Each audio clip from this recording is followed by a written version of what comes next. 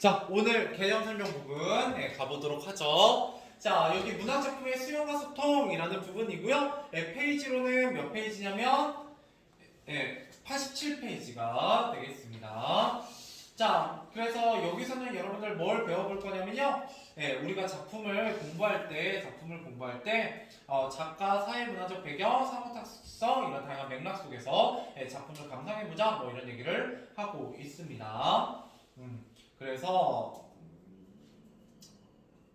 뭐 여기에 부분에서는 크게 공부할 게 없네요. 개념 설명으로 바로 가봐도 될 것 같아요. 혹시나 뭐가 있을까 해서 한번 봤는데 그런 부분들은 딱히 나와 있지 않은 것 같습니다. 자, 가보도록 할게요. 오른쪽 눈물이라는 시입니다. 자, 이 눈물이라는 시에는요, 화자가 눈물의 의미를 새롭게 해석한 거예요. 그래서 여러분들이 공부하셔야 되는 내용은 당연히 뭐다? 눈물의 새로운 해석이에요. 그죠? 새로운 해석. 이거에 대해서 공부해 봐야 되고요. 그랬을 때 어떤 작가의 맥락을 바탕으로 시와 눈물의 함축적 의미를 파악해보고 작품을 공감적으로 수용해보자. 여기에 뭐가 중요하다? 눈물의 함축적 의미를 파악하는 것이 굉장히 중요하겠다. 이렇게 보시면 되겠습니다. 자, 그래서 한번 가보도록 하죠. 한번 그냥 전체적으로 읽어볼게요. 빨리. 자, 덜어는 옥토가 뭔지 알아요? 비옥한 땅에 떨어지는 작은 생명이고죠. 이게 뭘 의미하겠어요? 떨어지는 작은 생명이 바로 뭘 가리킨다? 눈물을 가리켜요. 이 글의 제목이 눈물이잖아요.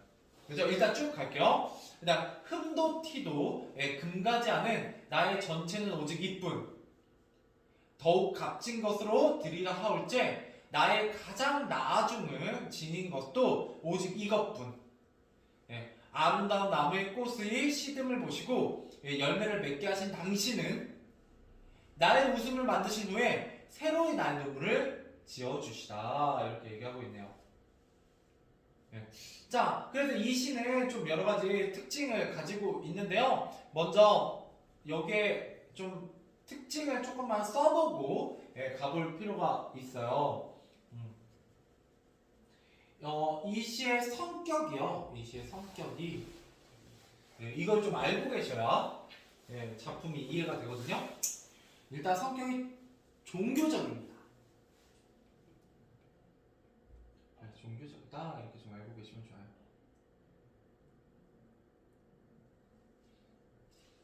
그래서 뭐가 등장해요? 이거 시 보면 여기서 당신이라는 절대자가 등장하죠? 신과 같은 존재가 등장하고 있다라는 게 큰 특징입니다. 이래서 종교적이다 이렇게 보시면 되고요. 왜 그러면 이런 종교적인 얘기를 하느냐? 뭔가 슬픈 일이 있었겠죠? 그게 바로 뭐냐면 이 시의 제재. 이건 배경 지시를 알고 있어야만 풀 수 있거든요. 어떻게 알아? 배웠나? 아들의 죽음이에요. 다른 데서 읽어봤니? 아, 잘했어요. 그래서 아들의 죽음이 제재입니다. 그래야 이 내용을 알고 있어야 이 작품이 해석이 돼요. 그냥 읽어서는 막 되게 난해한 작품이거든요. 근데 아들의 죽음임을 받아들이고 이걸 종교적으로 승화하고 있는 작품이구나 라는 걸 이해하시면 이 작품을 해석하는 크게 어려움은 없으실 겁니다. 뭐 쓴 김에 이 글의 주제는 뭐다? 슬픔에, 그죠? 아들이 죽고 나서 슬픔의 종교적 승화를 통한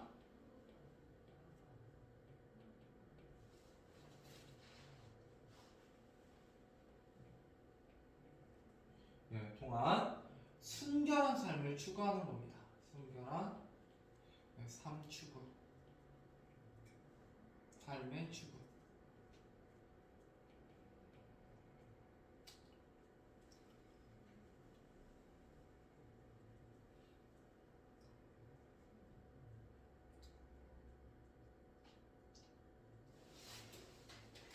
덜어낸이 뭐예요? 예? 덜어낸이 뭐예요? 덜어는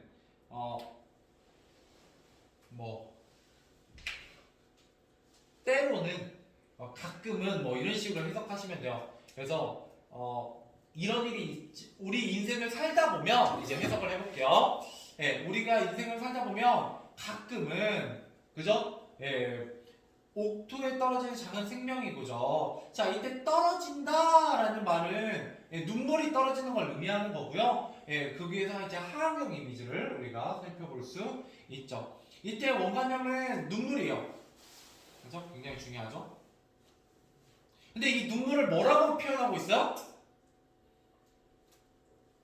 작은 생명이다라고 표현하고 있죠.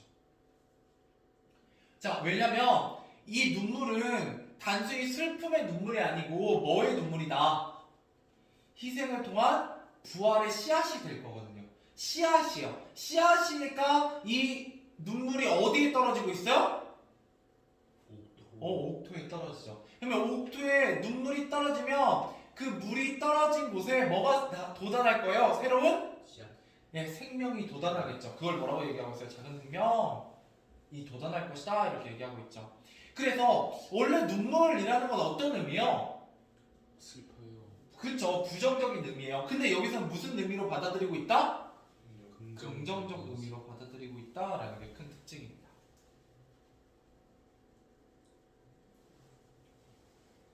마치 뭐와 비슷해요? 우리가 배웠던 슬픔이 기쁨에게 라는 시랑 비슷하죠. 왜요? 이때도 슬픔이 긍정적이었어요, 부정적이었어요? 부정. 예, 긍정적인 시였고요. 맞죠? 오히려 기쁨이 뭐였어요? 부정. 그죠. 자기만 생각하는 이기적인 모습이었기 때문에 이게 부정적인 거였거든요. 그래서 이런 부분이 바로 뭐다? 일반적인 통념에 부합하지 않는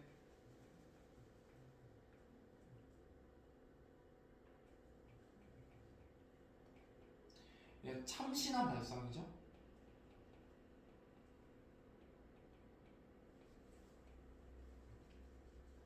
일반적인 통념에 부합하지 않는 우리 보통은 눈물을 부정적으로 생각하는데 여기서 긍정적으로 생각해요.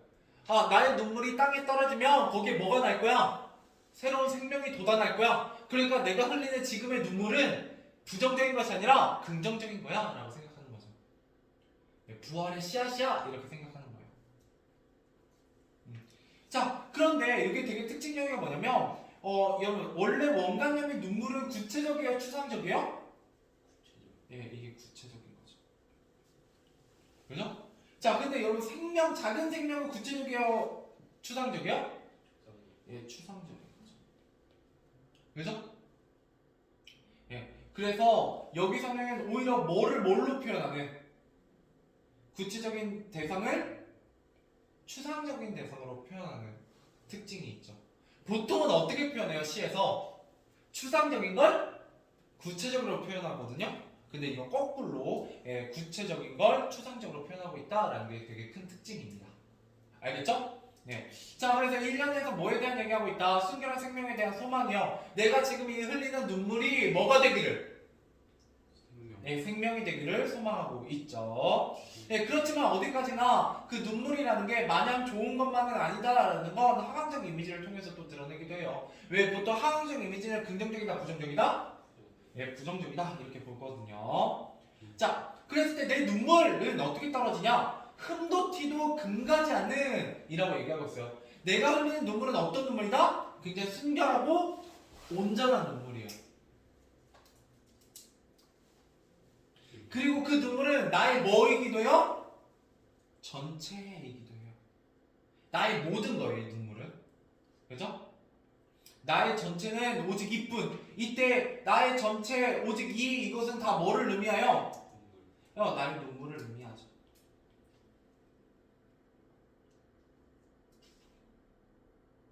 근데 이 눈물이 어떤 속성을 가지고 있다고요? 순결하고 온전한 속성을 가지고 있는 눈물은 나의 전부이다라는 거예요.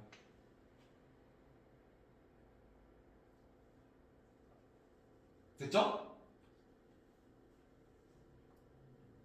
자, 그랬을 때 보통 여러분들 신한테는 뭔가 뭐지 희생양 같은 걸 드리잖아요. 재물을. 근데 나는 뭘 드리려고 해요? 더욱 값진 것으로 드리라 하올제 나의 가장 나중 진인 것도 자 여기 이제 시적 허용이 나오고 있네요. 나중 그죠? 진인 자 이때 시적 허용은 뭐랑 관련되어 있어요? 뭐를 맞추려고 한 거다? 뭐 예, 운율을 맞추기 위한 거요. 그죠? 운율을 맞추기 위한 거다. 예. 그래서 가장 나중 진인 것 이것도 결국 뭐예요? 이것도 눈물이죠.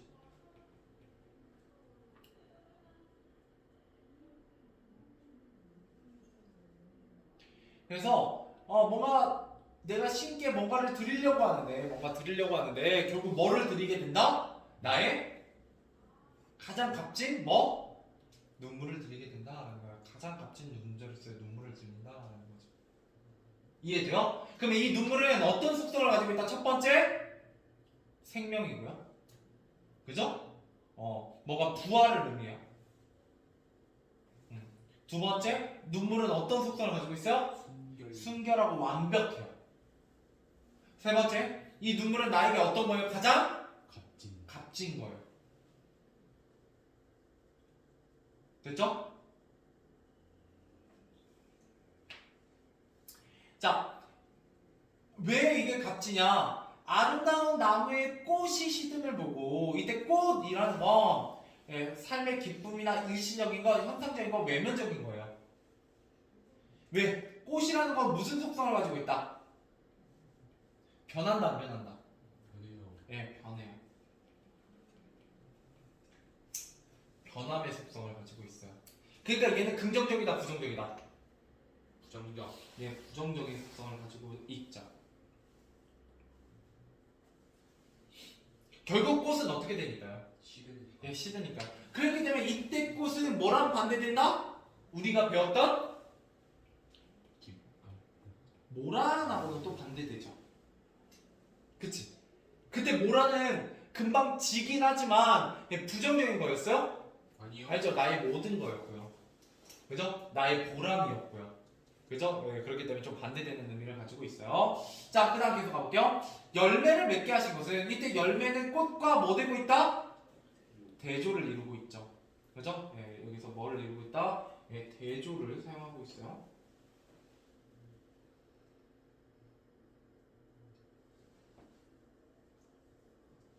그러니까 나는 깨달은 거죠. 예, 결국 이 아름다운 나무의 꽃이 시듬을 보시고 이거는 뭐를 의미하기도 하겠어요.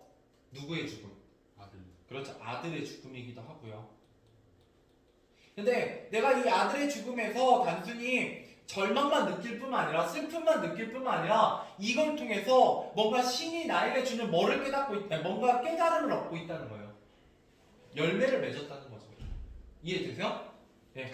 자, 계속 볼게요. 그래서 어떤 데가 삶의 결실이나 영원한 궁극적 내면적 가치를 얻게 됐다는 거고요. 나의 웃음을 만드신 후에 이때 웃음은 꽃과 같은 의미죠. 아들을 의미하기도 할 거고요. 새로이 나의 눈물을 지어주셨다. 결국 이 눈물이라는 건 뭐라고 생각한다? 나는 이 눈물을 절대자의 은총 은총으로 연결짓고 있다라는 거예요. 은총이 뭐예요? 은혜.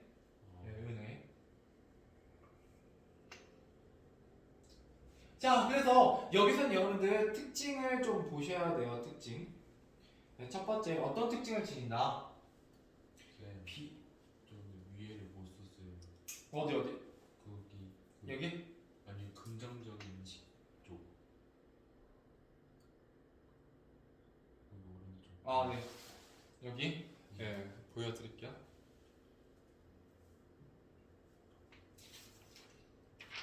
이거는 시험 범위에 그렇게 잘 포함되지 않아요. 그렇게 어렵게 안 나오기 때문에 간단하게 할 겁니다. 오늘 문제풀이를 좀 복잡하게 했잖아요. 자, 그래서 여기 밑에 내려와 보시면 특징 좀 적어볼게요. 일단 비유가 쓰이고 있습니다. 자, 비유. 무슨 비유가 쓰이고 있어요? 꽃 태명 그렇죠. 일단 작은 생명. 이 원간염이 뭐다? 눈물이었어요. 근데 이거의 특징이 뭐다? 보통 비유라는 건 추상적인 거 구체적인 걸로 나타내는데 얘는 뭐다? 오히려 체에서 추상적인 걸 구체적인 걸로 나타내는 특징이 있다. 예, 이게 좀 큰 특징이었고요. 예, 두 번째, 대립이 사용되고 있어요. 대조. 뭐와 뭐가 대조를 이루어요? 꽃과 예, 열매. 그 다음에 웃음과 눈물. 예, 눈물이었어요. 그죠? 네, 이것들이 대립을 이루고 있었고요. 비유 반대 아니에요? 네? 뭐가? 아, 화살표가 반대로 돼야 되지 않나?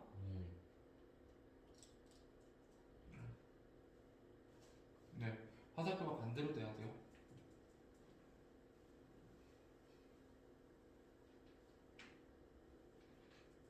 네, 그래서 미안합니다. 예, 이거 화살표가 반대로 돼야죠. 왜냐면 얘가 원간염이니까. 그죠? 자, 그 다음에 세 번째. 네, 여기서 어때요? 전체적으로 절대자에게 네, 기원하는 어조가 쓰이고 있습니다. 네, 기원하는 어조가 쓰이고 있고요. 다음 네 번째, 경어치를 사용하고 있어요. 이때 경어치라는 건 예, 지어주시다 같은 높임말을 얘기하는 거고요. 이건 어떤 효과가 있느냐? 예, 경건한 분위기를 형성합니다.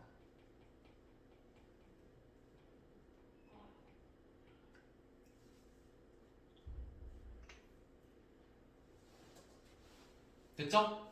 예, 이 시는 이 정도 예, 정리해 보면 돼요. 예, 그럼 우리가 배웠던 내용이 다 포함이 됩니다.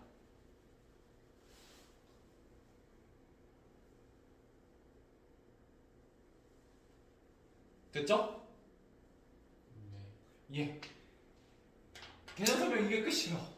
예, 눈물은 정말 간단하죠? 그래서 예, 지난 시간에 그 숙제를 좀 미뤘던 부분